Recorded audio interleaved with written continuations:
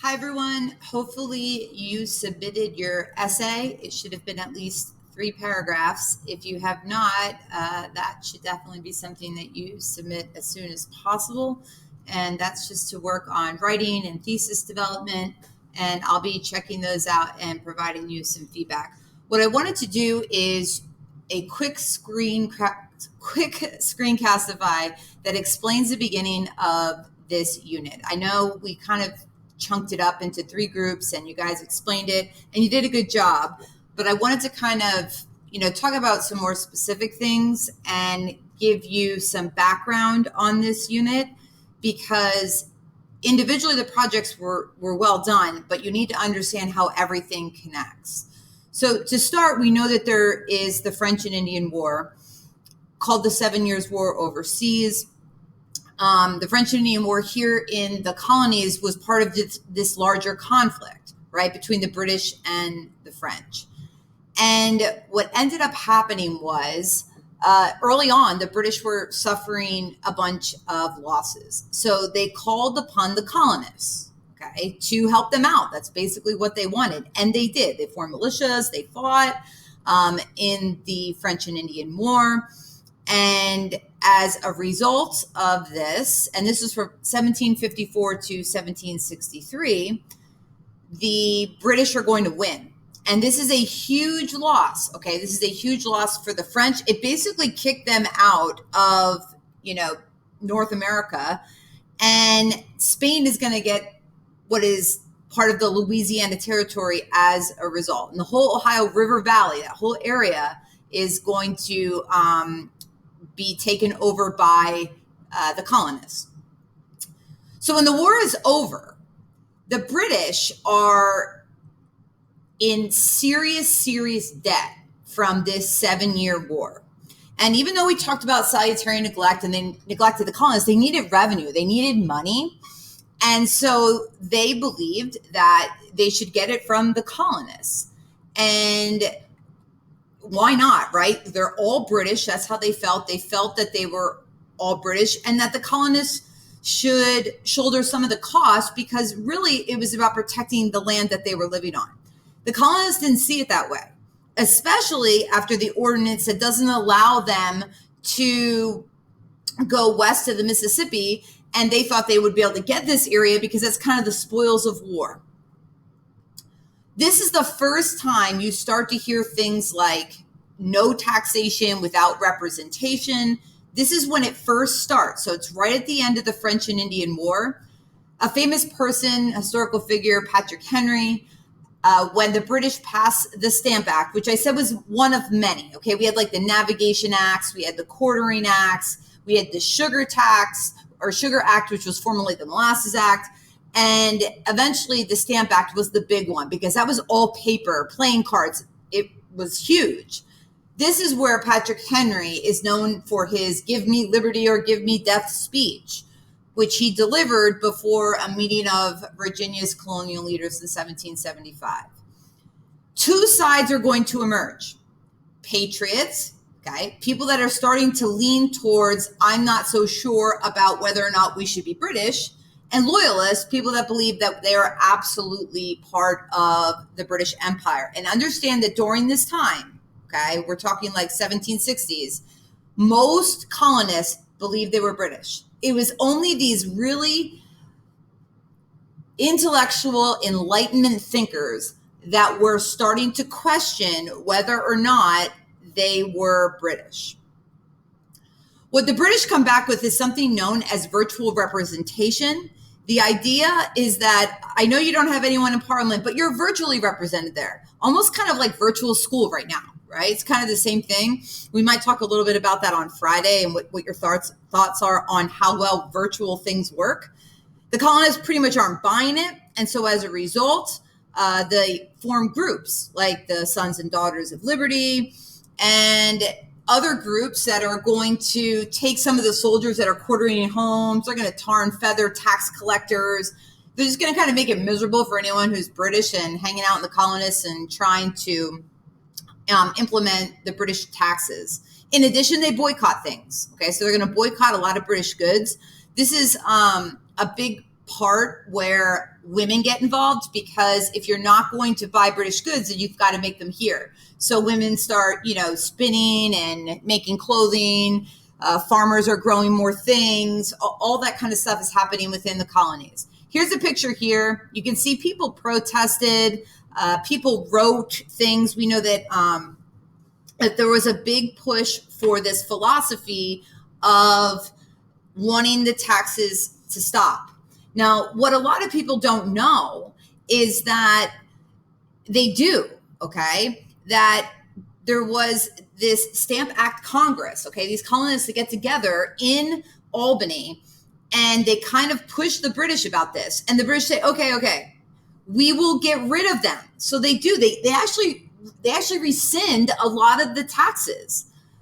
Most Americans didn't see it that way, or colonists didn't see it that way. But they repealed the Sugar and the Stamp Act. And here's why. In replace of that, they have what's called the Declaratory Act. Okay, it's right here. The Declaratory Act, all right, is like a little bit like dirty pool.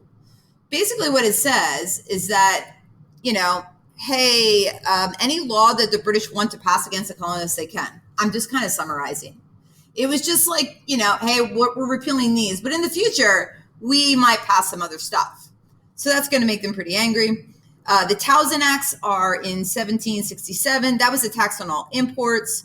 And the biggest thing that you need to know is that this is when the colonists get highly organized, really organized. They're not just shouting things out. They're not just unhappy. They're not just, boycotting or smuggling. This is when they become really, really organized. In the midst of all of this, the Boston Massacre occurs. This is in 1770. And the story goes that there were a bunch of boys that were harassing British soldiers. They might have been throwing snowballs and stuff at them. No one knows, who fired the first shot or what happened. But what we do know is that the British fired upon the colonists. 11 colonists were wounded. 4 died. All right, 4 died. This just ramps up the rhetoric of being angry at the British. And now the word tyranny is being thrown around, that this is all British tyranny. As a result of all of this, okay, the British pass the Tea Act. And the colonists drink a lot of tea. Okay, not to mention, it's just another example of the British imposing these taxes on the colonists to pay for this war debt that they fought in, they don't get the spoils of, and they don't have representation in Parliament. So what do? A bunch of the members of the Sons of Liberty, they dress up as natives, and they dump 45 tons of tea into the Boston Harbor. It was a lot, all right? So as you can imagine, now both sides are really, really angry. What do the British do? They pass what's called the Coercive Acts, which closed down Boston Harbor until all the tea was paid for. They passed the Intolerable Acts, which were just what they sound like, a bunch of acts that are going to try to control the colonists. And this is now when the colonists start thinking and speaking about independence.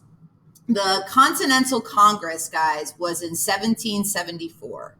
Right? Delegates from each of the 13 colonies, except for Georgia, okay? And they were busy dealing with their own Native American uprising. They're going to meet in Philadelphia to organize resistance to all of these acts that were passed. The big idea that you need to know that comes out of this is something called social contract. These are part of the Enlightenment ideas. John Locke's version is basically that the power of a society is within the people who give it to the government. And if the government doesn't protect your rights, then you have the ability to overthrow it.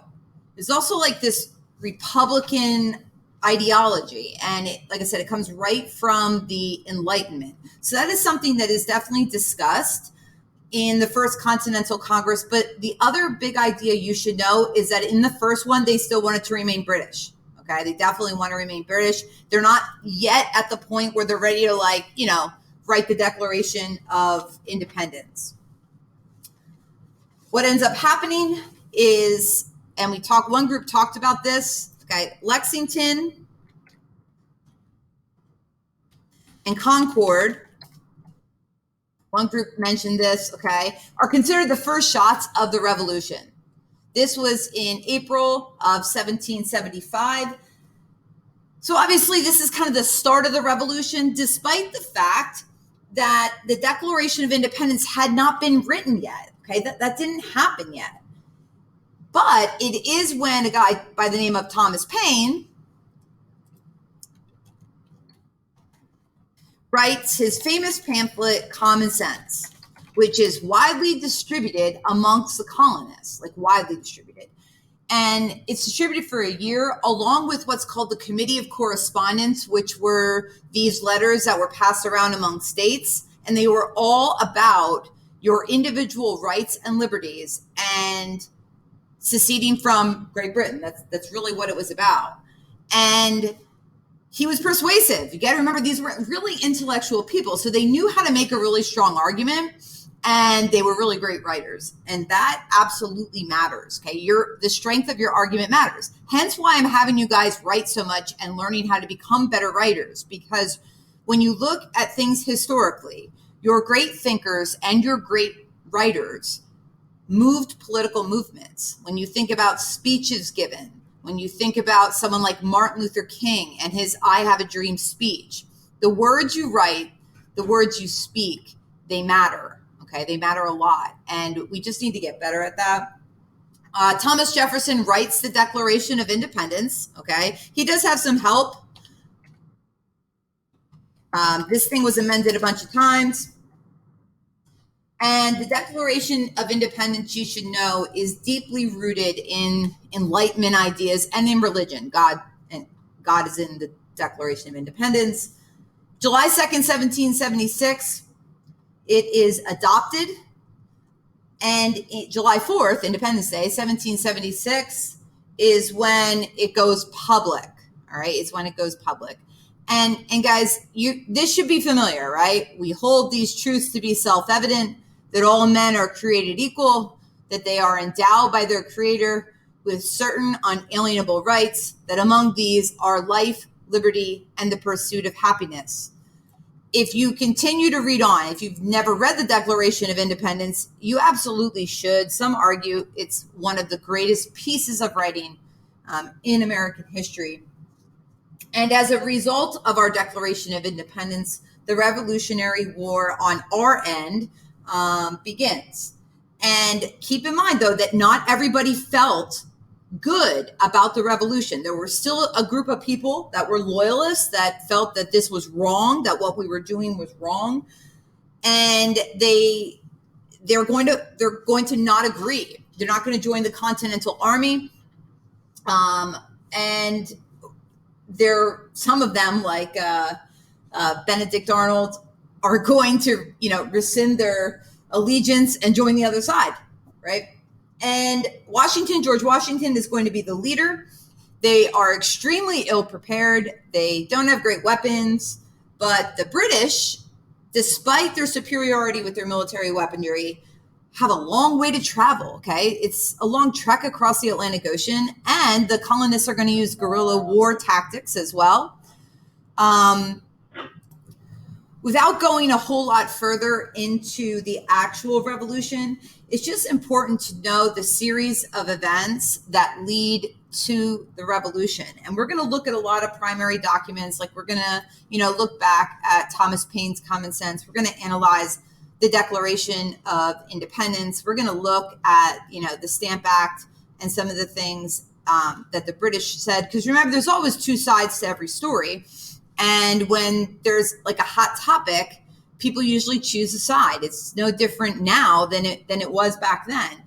But it's also important to look at what the other side is. Like, why would these people feel that, seceding from Britain was wrong, forming their own country was wrong, willing to die and fight in a revolution just to gain their independence? Why would that happen, and why would some people disagree? So we're going to talk a little bit more about that as well.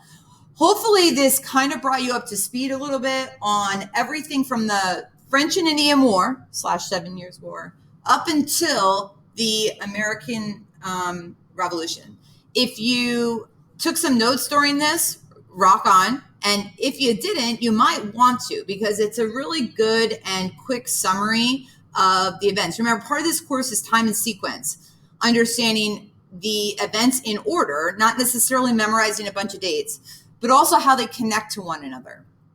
And this is a good job, especially as I talk about the next section, which is going to be about the American Revolution, the Articles of Confederation, and the Constitution, which you're going to be writing about eventually.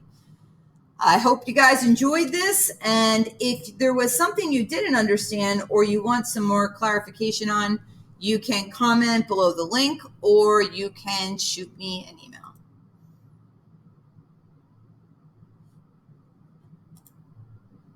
Have a great day, guys.